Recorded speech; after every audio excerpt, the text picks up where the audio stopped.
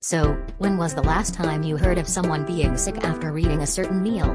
Foodborne illnesses are one of the most common types of illnesses, with a varied severity from a minor stomachache to even death. Now, one of the major causes of foodborne illness is cross-contamination. What is cross-contamination? Is it a type of microbe? A kitchen equipment? No. Cross-contamination is the transfer of pathogenic microbes such as bacteria, or hazards, between objects and foods. It happens through activities such as poor handling and personal hygiene. The action can occur when bacteria is carried in three ways. The first one. From one object to another object, such as using the same plate and utensils for raw and ready-to-eat foods. Failing to wash, rinse and sanitize equipments such as cutting board, knives and utensil in between usage of raw and cooked food.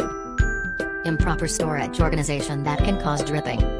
The second one is person-to-person cross-contamination that can transfer bacteria through two channels. The first one, via food, where bacteria is transferred between multiple hands of handlers before touching food item. And the second one, via hand, when handlers fail to wash hands after using restroom, or other activities such as sneezing and coughing. The third type of cross-contamination happen through contact between object to person, for example, hands that are not washed before and after handling certain foods, such as after handling raw meat and before handling ready-to-eat foods. Failing to separate plates for uncooked and ready-to-eat foods, and failing to wash, rinse and sanitize equipments. As a result of the poor practices as mentioned, bacteria will start to contaminate food, multiply, invade the person who ingested it, and cause foodborne illness. In some cases, this can lead to a serious outbreak of foodborne illness, affecting more than 2 people, and in some cases, cause death. We wouldn't want that, would we? There are a number of steps we can take to prevent cross-contamination and the risks of poisoning. These steps must be practiced by everyone involved in handling food.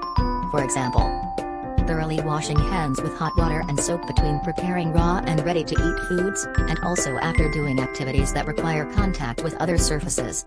This includes going to the restroom, touching other surfaces and materials such as the face, garbage, chemicals, and sneezing or coughing. Other practices that will help prevent cross-contamination are keeping food covered and tightly wrapped, separating raw and cooked food in storage such as the refrigerator, wearing appropriate protective clothing, and one of the most important safety practices in industrial kitchens, using color-coded cutting boards.